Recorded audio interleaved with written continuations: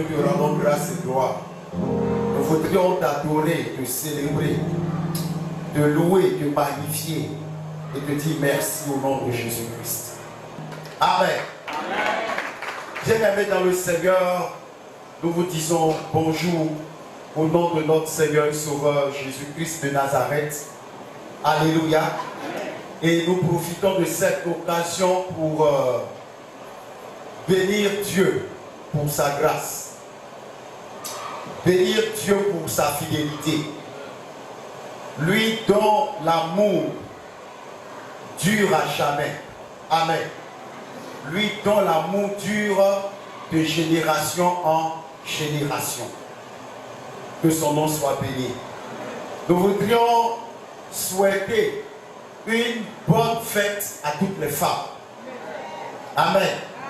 Celles qui sont déjà mères et même aussi celles qui ne le sont pas encore. Amen. Parce que vous êtes une bénédiction. Vous êtes une grâce. Vous n'êtes pas une erreur. Vous n'êtes pas un accident. Mais vous êtes une bénédiction.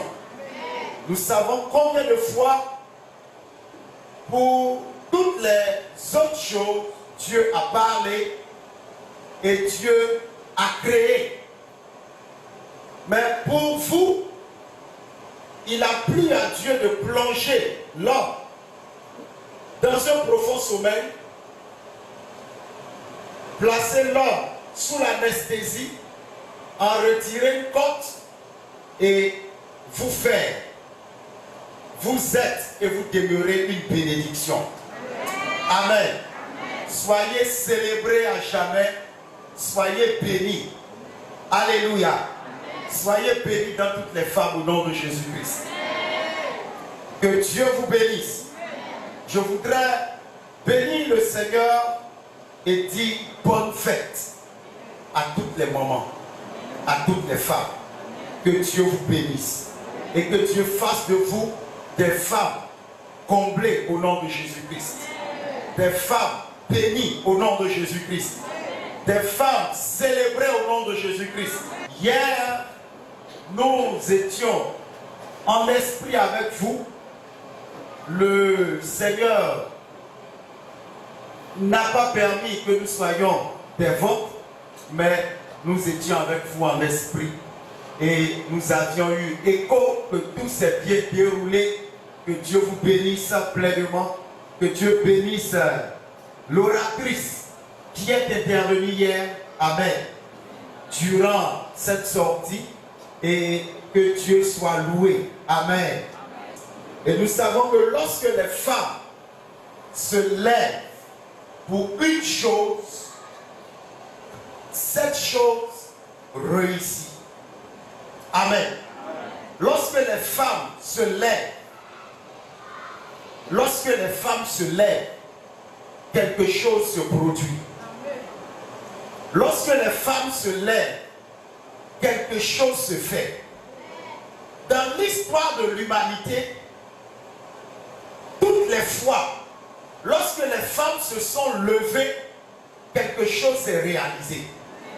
Amen. Amen.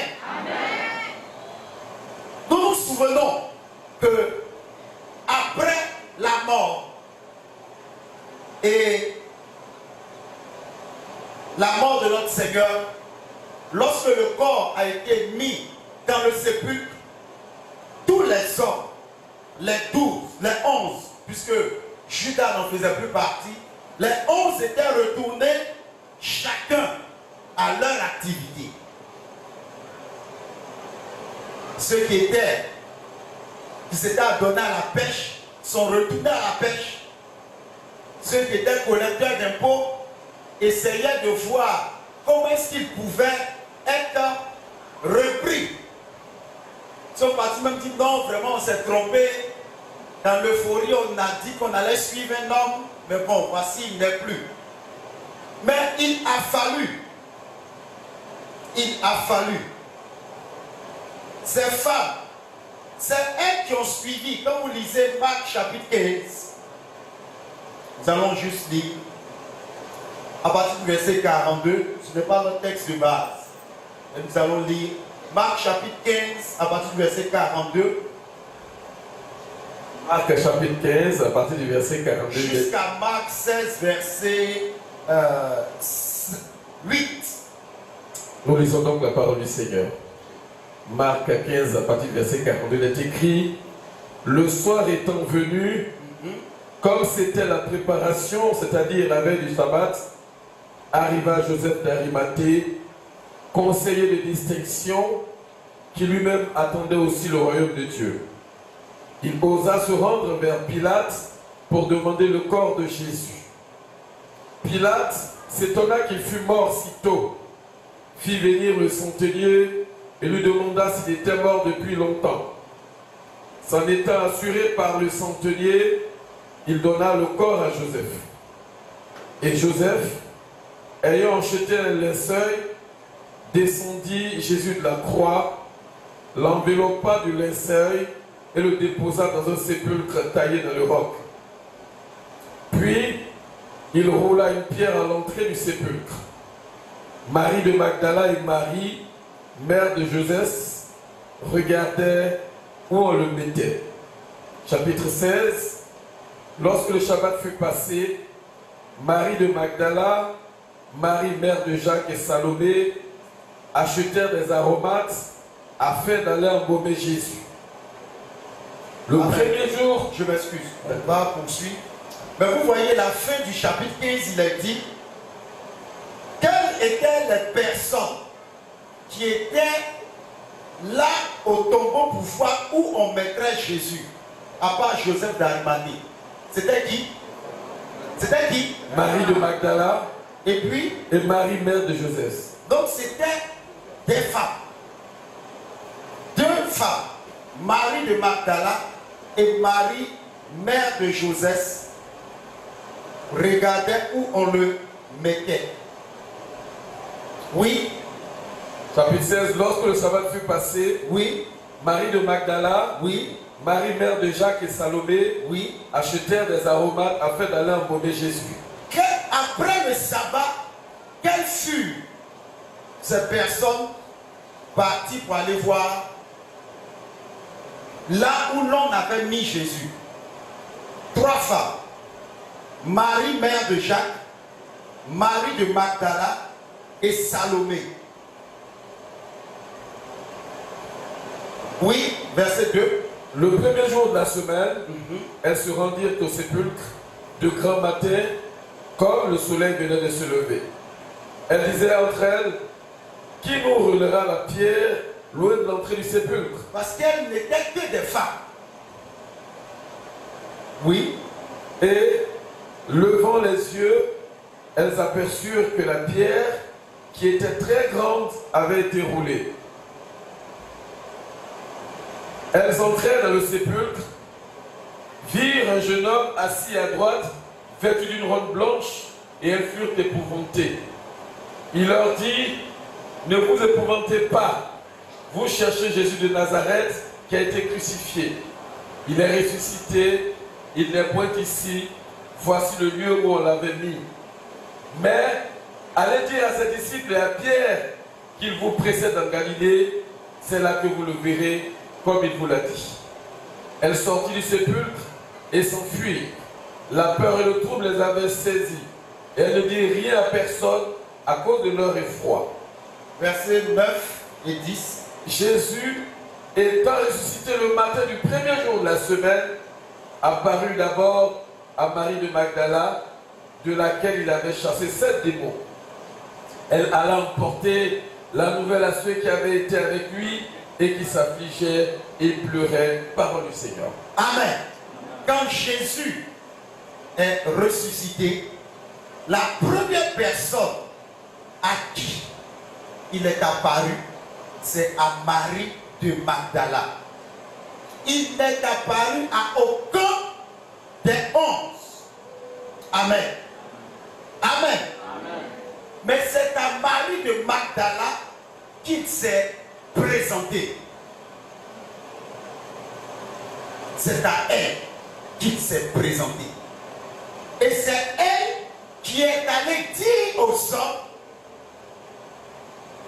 Jésus est ressuscité, mais il vous précède en Galilée. C'est là que vous le verrez. Et c'est après qu'il est apparu aux 11. Et donc, la première personne a annoncé que Jésus est ressuscité, c'est qui? Marie de Magdala, qui est une femme. Alléluia. Qui est une femme. Marie de Magdala. Certains, juste pour rire, disent que le message de la résurrection du Seigneur est vite parti parce que cela a été confié à une femme.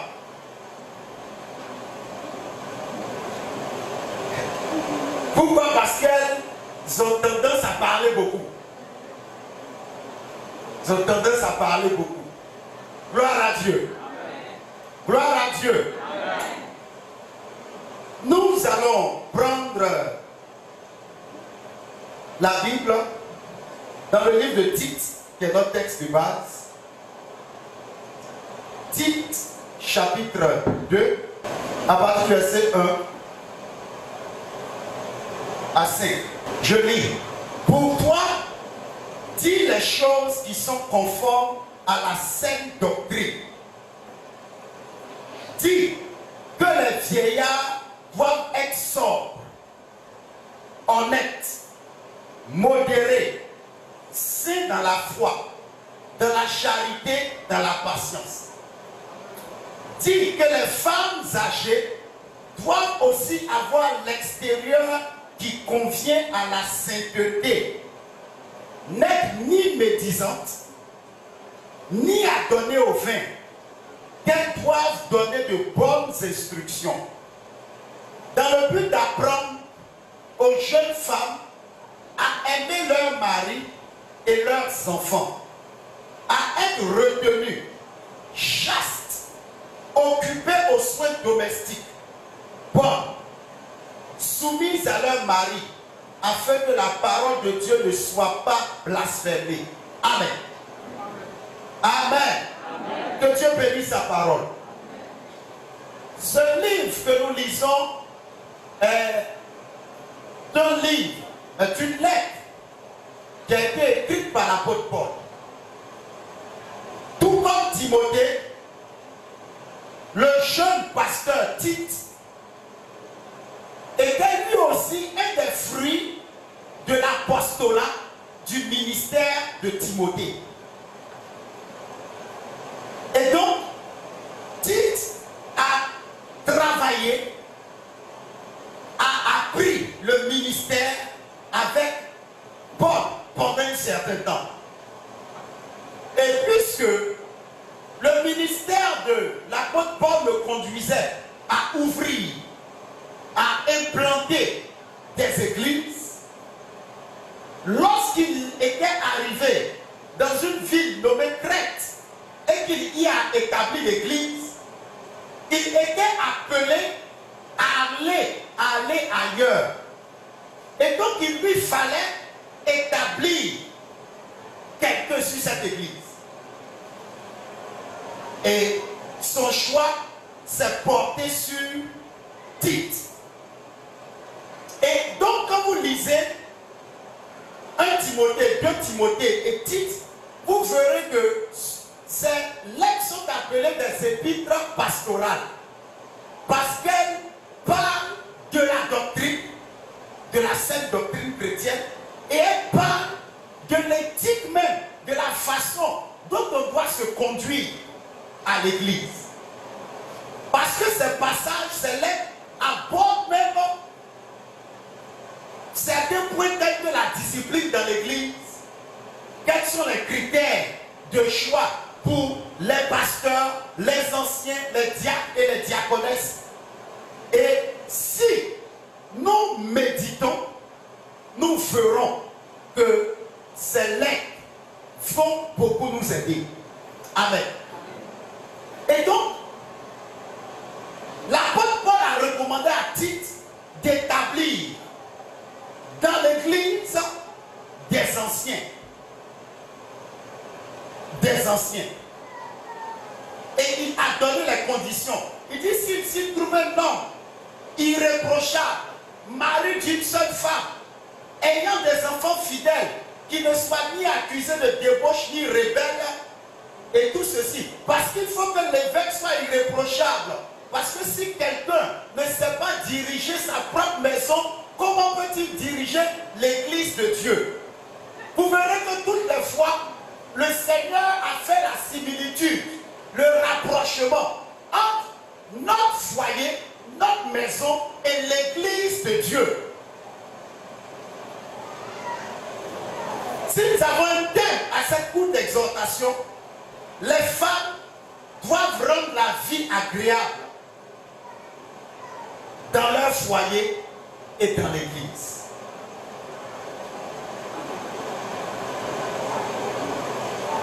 Je l'ai dit tantôt que le Seigneur parle toujours du foyer et de l'église. Parce que même l'église, c'est un mariage. L'église est l'épouse de Christ qui est l'époux. Amen. C'est pas même il dit que si quelqu'un, quand vous prenez, nous pouvons lire dans, je ne vais pas prêcher sur le mariage ce matin, voilà, c'est pas l'objectif, mais dans le livre, je crois, d'Éphésiens.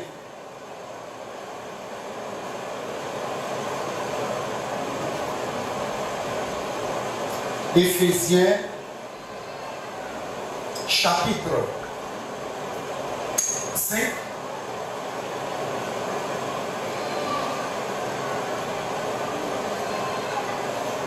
À partir du verset 22. Éphésiens 5, à partir du verset 22. Femmes, soyez soumises à vos maris comme au Seigneur. Car le mari est le chef de la femme, comme Christ est le chef de l'Église. Vous voyez encore une comparaison. Car le mari est le chef de la femme, comme Christ est le chef de l'Église, oui. Comme Christ est le chef de l'Église, qui est son corps et dont il est le sauveur.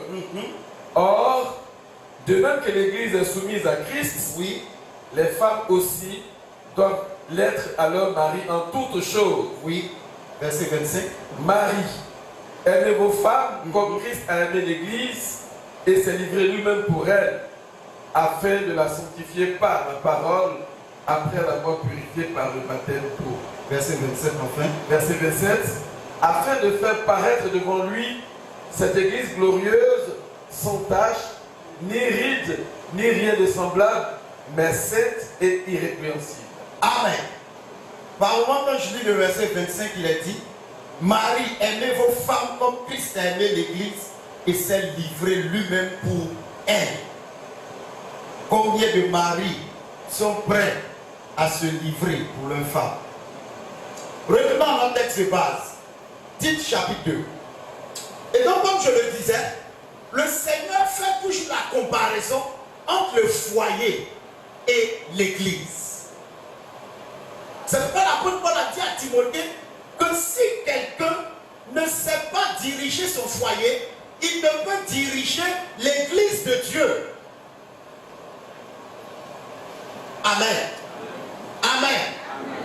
Et donc il disait, voici, dites, comment tu dois te conduire dans l'Église du Seigneur. Comment tu dois te conduire? Voici ce que tu dois faire. Par rapport aux vieillards, voici. La Bible traite de tous les sujets. Tous les sujets qui existent aujourd'hui, la Bible en a parlé il y a de cela plusieurs années. Donc aucun sujet n'est nouveau. La Bible en a parlé. C'est tout simplement parce que nous ne la consultons pas que nous sommes surpris. Sinon, tout ce qui existe, tout ce qui va exister, la Bible en a parlé. La Bible a parlé même de la fin des temps. La Bible en a parlé. Et il dit donc, voici comment tu dois te conduire avec les vieillards, envers les femmes, les jeunes hommes les serviteurs et tout ceci et tout cela. Voici ce qu'ils doivent faire. Pas selon ta pensée, mais conformément à la parole de Dieu. Et donc, la femme, Dieu a donné ce rôle à la femme de rendre la vie agréable. De rendre la vie agréable. De rendre la vie agréable. Comme on le dit, elle est le couronnement même de la création. Parce qu'elle est venue après l'homme. Mais Dieu a donné cette responsabilité à l'homme, à la femme plutôt, de rendre la vie agréable. Et l'apôtre Paul a dit ici à Tite, il dit, parle aux femmes âgées. Elles doivent aussi avoir l'extérieur qui convient à la sainteté. Elles ne doivent pas être médisantes ni adonnées au vin. Le premier lieu de travail et le plus honorable que Dieu a donné à la femme, c'est son foyer. C'est son foyer. Dieu a permis qu'elle s'unisse à un homme et qu'ils forment désormais une seule chair. Et c'est le rôle de la femme de rendre la vie au foyer agréable. C'est-à-dire, elle doit être raisonnable. Ce qui signifie qu'elle doit se servir de l'intelligence que Dieu lui a donnée. Ce n'est pas facile de rendre la vie agréable au foyer. Mais c'est une recommandation de Dieu pour la femme. Elle doit y travailler. Elle doit y veiller. Elle doit demander à Dieu de la force et de la sagesse pour accomplir ce travail. Parce que son premier lieu de travail et le plus honorable, c'est son foyer. Les enfants ont donné un passage ce matin, Proverbe 14, verset 1, qui dit que la femme insensée fait quoi? Elle fait quoi? Elle renverse, elle détruit sa maison de sa propre main. Parce que c'est à la femme, ce n'est pas à l'homme, mais à la femme que Dieu a donné la responsabilité de rendre la vie agréable dans le foyer. Et chaque femme doit y travailler. Ce matin, le président de séance a lu en introduction Proverbe chapitre 31. Si nous voyons quelques versets de ce long passage, nous trouverons que certaines choses s'y trouvent. Allons-y. Proverbe chapitre 31. Nous ne lirons pas tout le passage, nous lirons juste les versets. À partir du verset 10. Proverbe 31, à partir du verset 10, il est écrit 10 à 12. 10 à 12. Qui peut trouver une femme vertueuse?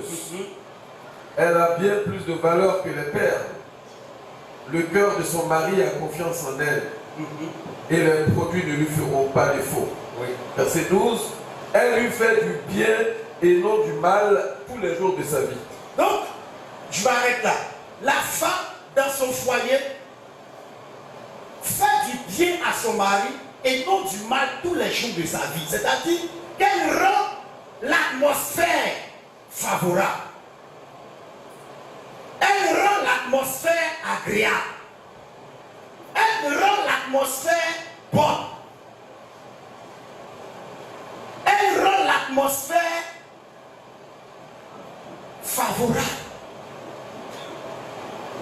Elle fait du bien et non du mal tous les jours de sa vie. Parce que lorsqu'une femme ne rend pas la vie au foyer agréable, cela constitue quoi? D'abord un blocage aux différentes prières adressées par ce couple. Et deuxièmement, cela discrédite le Seigneur.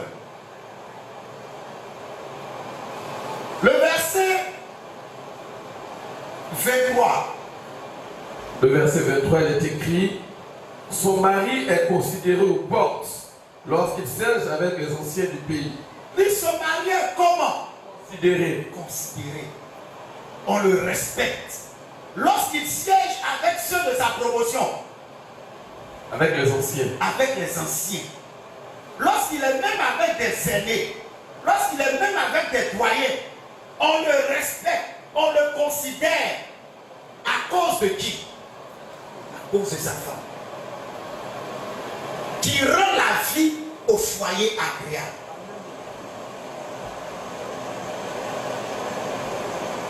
La vie au foyer agréable. Parce que c'est son premier lieu de travail et le plus honorable. Elle doit chercher à travailler afin que monsieur et les enfants soient heureux à la maison. Soient heureux dans la maison et à la maison. Elle doit y travailler.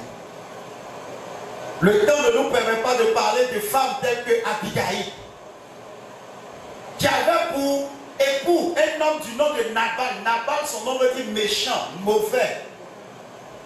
Mais comme Abigail était une femme de valeur, une femme de distinction, une femme de grâce, plus tard, elle fut une des épouses du roi David. La femme doit rendre la vie au foyer agréable. C'est son rôle. Seigneur dit qu'elles doivent être sages, pures, être des ménagères soigneuses, bonnes, qui obéissent à leur mari, afin que personne ne dise du mal de la parole de Dieu. Il ne faudrait pas que, à cause de toi, la parole de Dieu soit méprisée. Amen. Deuxièmement, pour terminer rapidement, elle doit rendre, la femme doit rendre la vie agréable à l'église. Aujourd'hui, dans toutes les églises du monde entier, 3/4 des églises sont constituées de femmes. Elles représentent le nombre le plus important. Elles ont été les premières à être au tombeau, les dernières à quitter et les premières à s'y rendre. Et aujourd'hui, comme la Bible dit, lorsque le Seigneur dit parole, les messagers de bonnes nouvelles sont une grande armée dans le livre des Psaumes. Mais pourquoi, malgré le nombre des femmes dans une église, celle-ci n'a pas une vie agréable? Aujourd'hui, si nous voulons voir au niveau des églises de la Mienda d'Abidjan, du district d'Abidjan, la plus ancienne, la mère en quelque sorte est celle d'Andobois. Et parmi toutes les églises, les autres églises de la Mienda d'Abidjan, aucune d'entre elles n'a le nom de femme qui se trouve ici à Andobois. Et donc si les femmes arrivent à se mettre ensemble, les femmes arrivent à dominer certaines choses, comme l'apôtre l'a dit à Tite, les médisances. Les médisances. De grandes choses s'accompliront. Parce que la présence des femmes dans une église locale, nous voyons même dans le ministère terrestre de notre Seigneur, celles qui étaient avec lui et qui l'assistaient de par leur prière, de par leur bien, étaient des femmes. Donc la présence des femmes dans cette église locale d'Andobois doit apporter une vie agréable. Parce que les femmes doivent être conciliantes, doivent être des femmes de paix, doivent être des sœurs doivent être des femmes de pardon, doivent être des femmes aimantes. Beaucoup de choses, des choses plus grandes, des choses plus étonnantes peuvent se faire, devraient se faire. Mais pourquoi cela n'a pas lieu? Pourquoi cela ne se fait pas? Tout simplement parce que vous n'accomplissez pas la mission que le Seigneur vous a confiée. Votre rôle, c'est de rendre partout où vous êtes agréable, d'apporter la saveur, d'apporter la vie, d'apporter la beauté, d'apporter, même vous voyez tout ce qui tourne autour de la décoration, de tout ce qui est beau, de tout ce qui est chic. Cela vient pour la plupart des femmes. Tout ce qui apaise, cela vient pour la plupart des femmes. Mais si les femmes unissent leurs forces, elles peuvent faire des choses importantes. Si elles abandonnent les médisances,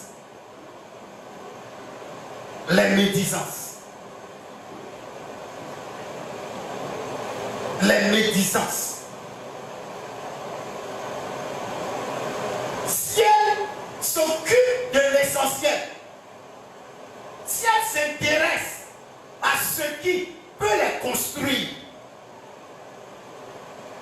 elles rendront cette église locale très agréable. Elles rendront l'atmosphère très agréable. Parce que la plupart du temps, partout où une situation commence, c'est très souvent à partir des femmes. Mais si elles arrivent à rendre l'atmosphère agréable, le foyer d'abord agréable, l'église agréable. Quand on dit qu'on rend un lieu agréable, c'est pas que les conditions sont forcément réunies, non. Ça peut être même difficile, ça peut être même compliqué, mais elle se doit de rendre agréable. Elle se doit de rendre le lieu agréable. Peu importe ce qu'elles sont, peu importe ce qui leur est donné, peu importe les conditions. Pourquoi? Parce que Dieu a mis cela en elles. Et elles ont cette capacité de rendre ce lieu favorable et agréable. C'est pourquoi, chères sœurs,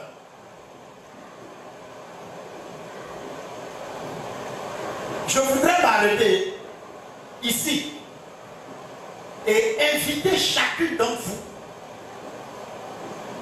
à travailler, à rendre désormais la vie au foyer agréable.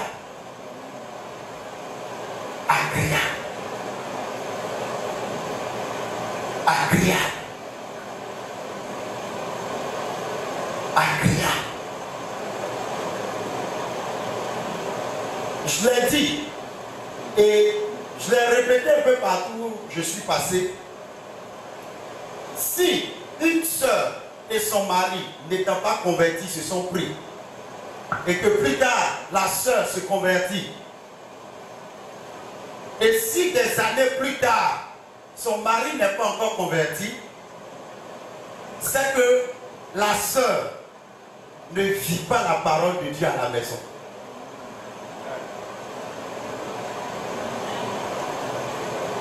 Vous baissez la tête. C'est qu'elle ne vit pas la parole de Dieu à la maison. C'est pas moi qui le dis, hein. On va lire un Pierre. Pas moi.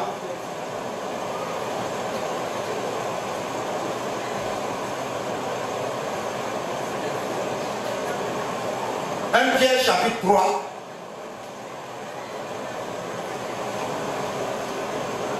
Verset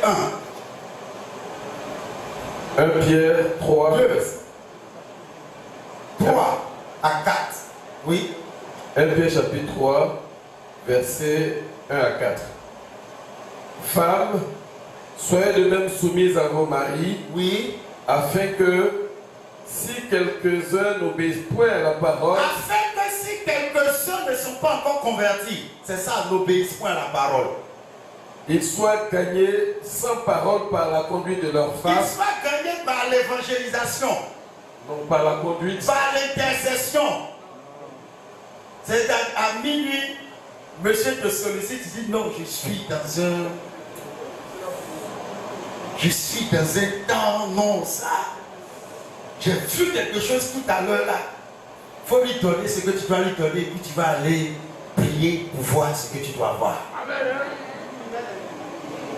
Il dit qu'ils soient gagnés sans parole par la conduite de leur femme. Donc la conduite d'une femme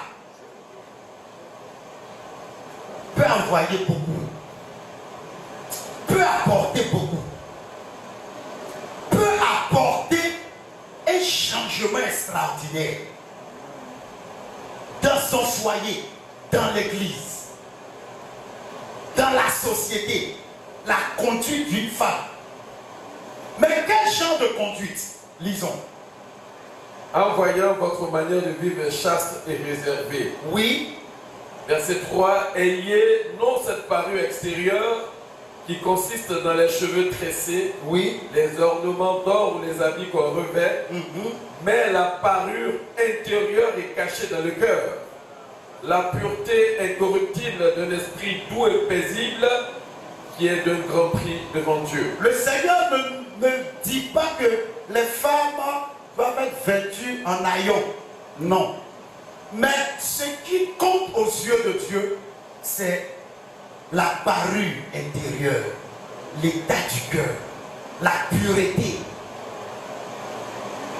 Donc si une femme se conduit de telle façon dans son foyer, dans sa société, dans l'église, quelque chose changera. Cela peut ne pas changer à la première tentative. Peut-être deuxième fois, il n'y aura pas de changement. 3 fois, 4 fois, 5 fois, 6 fois, 7 fois, 8 fois, 9 fois, 10 fois. Mais le changement viendra. Cela peut ne pas être forcément automatique. Mais ce qui est sûr, qu'est-ce qui se passera? Le changement viendra. Vous êtes les plus nombreuses. Si vous rendez la vie agréable à la maison, la vie agréable à l'église, nous vivrons en harmonie, en paix, en sécurité. Et Dieu, dans son infinie bonté, dans sa grâce, répandra de riches et abondantes bénédictions. Que Dieu vous bénisse.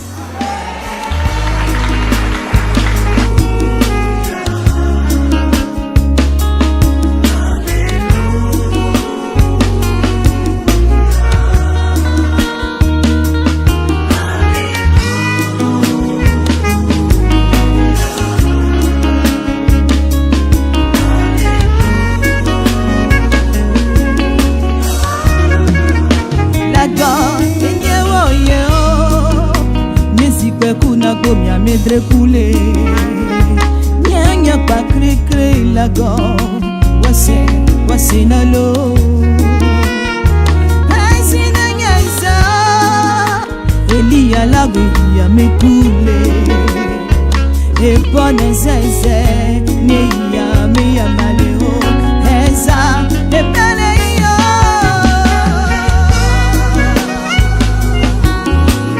Hear me sing on.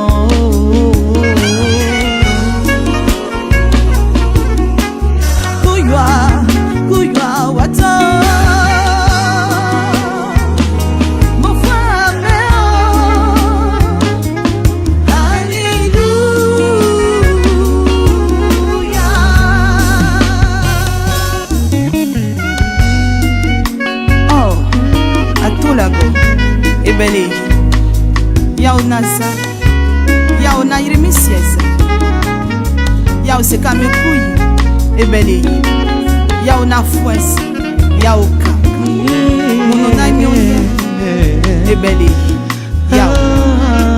yao kaka